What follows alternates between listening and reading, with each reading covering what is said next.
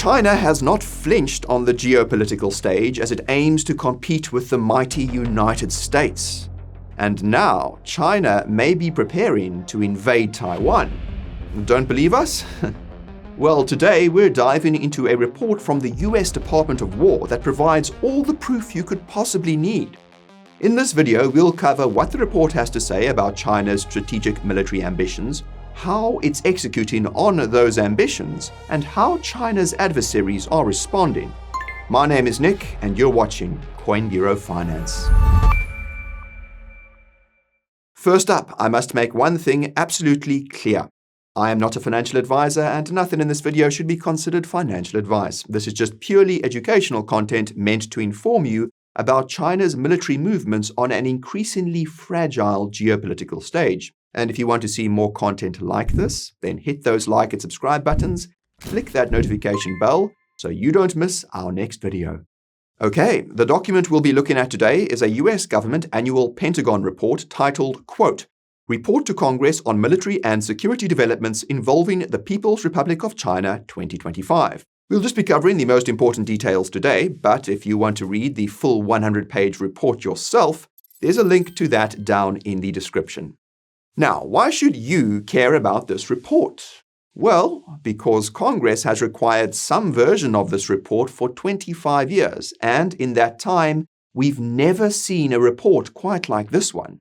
Besides the usual niceties and political rhetoric of cooperation, the US claims China's forces, the People's Liberation Army, or PLA, are intensifying their focus on strategically crucial Taiwan. The report spells it out quite clearly. China is building its forces and, quote, expects to be able to fight and win a war on Taiwan by the end of 2027. Now, ready by is not the same as we'll do it then, but it is a deadline that reminds the US and the rest of us that China is focused on securing and even expanding its strategic interests.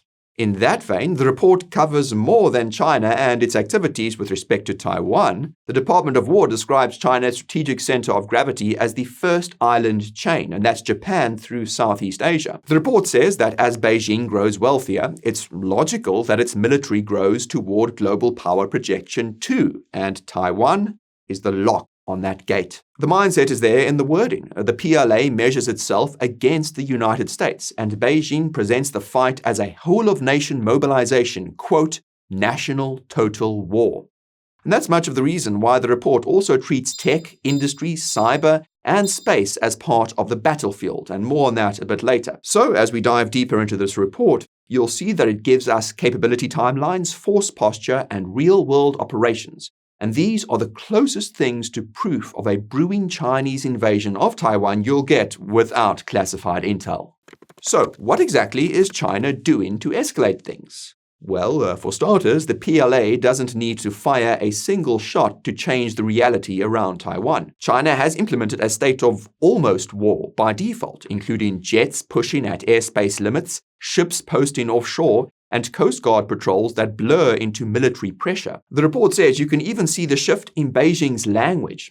In 2024 and 2025, high-profile statements increasingly omitted the usual peaceful unification phrasing, while substantial military operations around Taiwan continued. And that combination suggests a deliberate pressure campaign and not just some deterrence talk.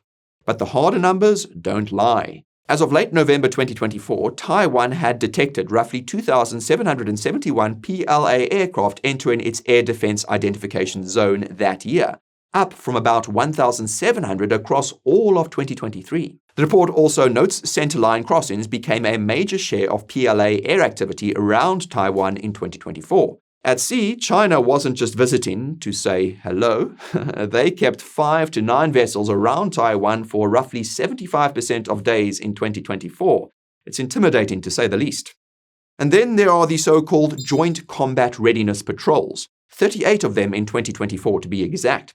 And these are described as near-weekly surges meant to test PLA Air Force and Navy interoperability around the island. And 3 of those patrols actually circumnavigated the whole of Taiwan. It's the kind of move that forces planners to assume encirclement is always on the table. Beijing also likes to put a name on these big operations. The report highlights Joint Sword 2024A in May and Joint Sword 2024B in October, both framed as responses to speeches from Taiwan President Lai Ching-te. During Joint Sword 2024B, the report records a single-day peak of 111 aircraft crossing the Taiwan Strait centerline, plus 34 PLA vessels around Taiwan. And if you think this is just some isolated posturing, think again.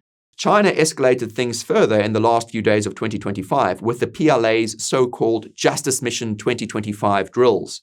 China declared multiple no-fly and no-sail zones for live fire activity, moving air, naval, and rocket forces around Taiwan and explicitly practicing a blockade of key ports.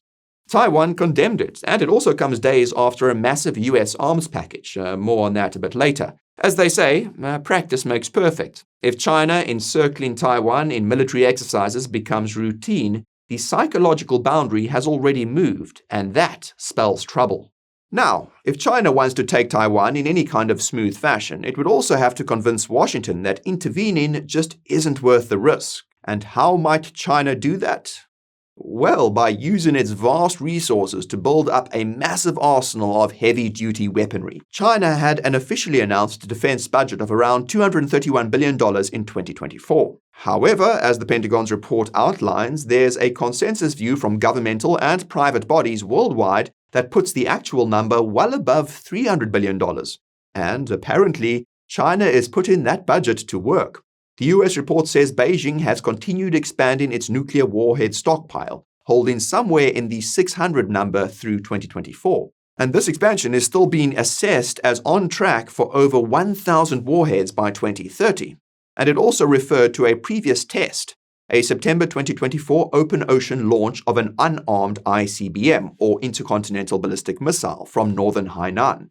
And that long-range missile flew about 11,000 kilometers before impacting near French Polynesia, the first such launch since 1980. The Pentagon's report presents it as both a full-range validation and rehearsal for the procedures you'd use in a crisis. News outlets covered it as a rare publicized ICBM test into the Pacific. However you view it, though, it's undeniably a not-so-subtle way of demonstrating your military capabilities. But back to the present day. The report states the PLA has likely loaded more than 100 ICBM silos across 3 silo fields. Again, not exactly subtle. The report also links that to a so-called early warning counterstrike, basically a warning of an upcoming strike that would enable a retaliatory launch before the first strike detonates. And that draws the distinction between deterrence that's theoretical and deterrence that's actually practiced.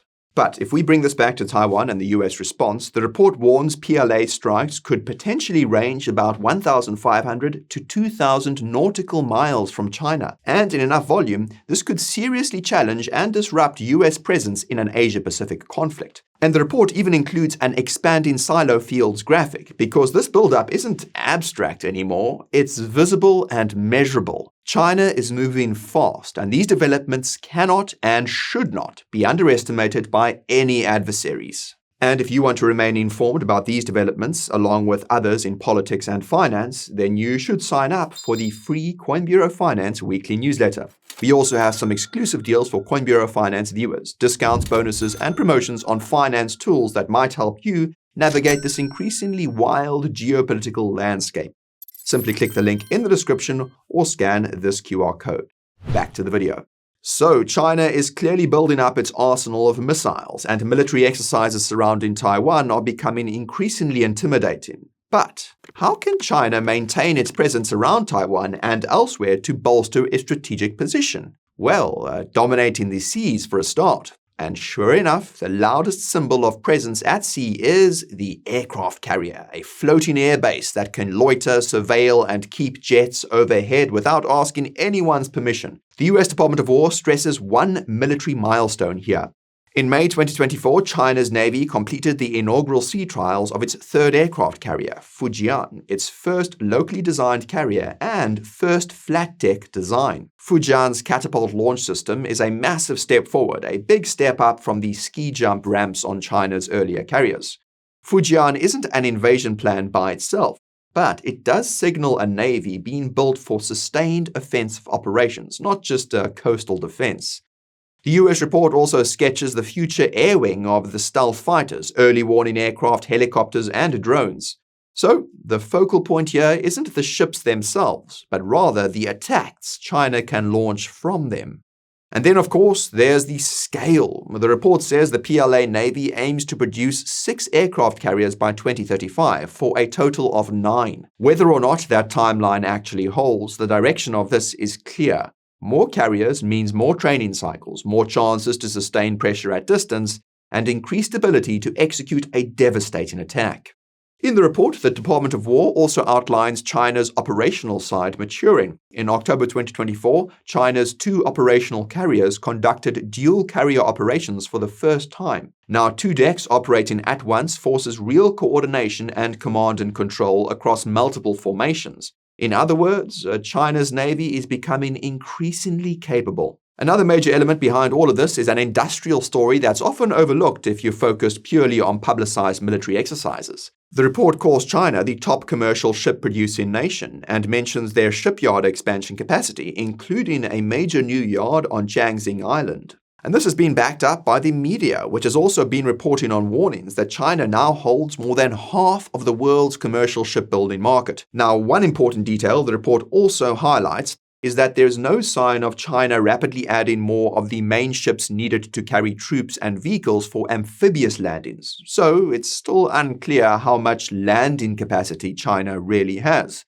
Instead, the report says China has been practicing with civilian roll-on, roll-off ferries, and that could partly fill the gap. But it also suggests that there remains some limits in their dedicated military fleet. So this would indicate that there's no Taiwan invasion planned for tomorrow, for example. However, the overarching theme remains. China is hyper-focused on building its naval capacity, and they're literally the most capable country in the world to do so. And this is important because shipbuilding is the kind of preparation you can't rush at the last minute. It takes years of planning and manufacturing. Now, as we've seen throughout history, the first phase of a conflict rarely looks like a conflict. It's invisible, deniable, and sold as normal geopolitics right up until the time the bullets start flying. And that's why the Pentagon report spends pages on reasons for caution beyond missiles and aircraft carriers. And one big theme here is cyber. In the executive summary, the report flags cyber espionage campaigns like Volt Typhoon, which saw China, quote, burrow into US critical infrastructure. The report treats that kind of activity as conflict-relevant capability as opposed to just intel gathering. Public warnings from US officials have been stressing the same issue. Access by nefarious actors today can become a critical disruption in the future. The document spends some time covering this idea. If you can get inside the networks that move fuel, parts, and information, you can slow a response without ever having to declare war. It describes cyber operations that could disrupt logistics, complicate mobilization, and shape decision-making in the early stages of a conflict. And that could turn time itself into a weapon. In a Pacific conflict, even short outages can delay refueling, reroute cargo, or degrade communications. And that can be just as, if not more, effective than artillery and fighter jets. And within cyber warfare, there's also the war of information. The US report details online information operations and disinformation patterns designed to confuse events on the ground in East Asian countries and elsewhere, and make outside support feel risky or pointless. Taiwan's government has warned about intensified Chinese disinformation aimed at undermining confidence in its democracy and its relationship with the US. The tactic here is the indecision. Make every headline arguable, every incident contestable, and every response vulnerable to backlash. Economic pressure is yet another lever. The US report mentions targeted coercion like tariff moves against Chinese goods along with other economic restrictions. In these cases, the signal has been loud and clear. In 2024, Beijing decided to pause tariff concessions on 134 Taiwanese import items under a cross-strait trade framework. Policy turned into pressure in the blink of an eye. But it's not just Taiwan being targeted with the economic hammer. Beijing just announced sanctions on US defense-linked firms and executives tied to Taiwan arms deals following a Trump-approved $10 billion arms sale to Taiwan. The measures freeze assets in China and bar Chinese entities from dealing with these firms. And these sanctions aim to punish companies involved in the sales Beijing sees as crossing a red line on Taiwan. So, while China is clearly flexing its hard power through its military, the early warning shots through other capabilities are already being fired. And if we expand on the report's coverage beyond military capabilities, China is clearly aiming to dominate in other areas that impact modern-day warfare. But how so? Well, for starters, when we say all areas, we mean all areas, all the way to outer space. And the report says China wants to control the whole of the space stack, from satellites to the forces using the data. By January 2024, China had over 359 ISR satellites in orbit, including over 100 imaging satellites. In 2024, it launched 67 more ISR-capable systems, pushing the total past 500. And this is important because any blockade or strike depends on a faster kill chain, as grim as that sounds. Find a target, track it, share the data, and guide the weapon in time. China also appears to be investing significantly in so-called counter-space tools, and these include anti-satellite weapons, close-approach satellites, jamming lasers, plus cyber and electronic attacks on ground stations and data links. But let's come back to the Earth for a moment. China is also looking to lead in areas like quantum computing, AI, and chips as part of its defense efforts, and the US report looks at this as a national push into choke point tech, backed by funding and policy direction. Back in March this year, it was reported that a Chinese mini-satellite demonstration transmitted quantum-encrypted images over a record 12,900 kilometers. To boil it down, that's proof of concept for quantum key distribution and an eventual quantum communications layer. Final translation: China is making major fundamental strides in quantum, which will be crucial in the future.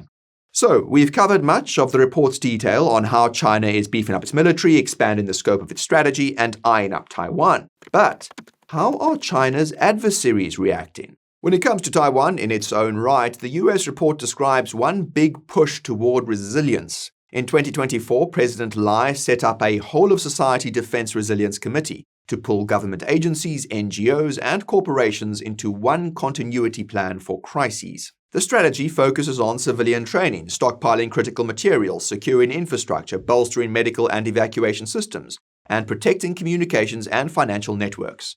With all of this, there's a headline goal of training 400,000 citizens to be ready for anything. But there's also a blunt reality, a check when it comes to manpower. The report puts Taiwan at roughly 170,000 active duty personnel, backed by around 1.5 million reserves, and it notes a conscription extension from 4 months to 1 year. It also says Taiwan drafted about 6,900 eligible conscripts in 2024, with recruits getting more extensive weapons training. The report also says the PLA has trained for strikes that could reach into the Pacific and seriously challenge US presence. As mentioned earlier, China's potential conventional strike reach could range up to 2,000 nautical miles from China itself. And why is that number important?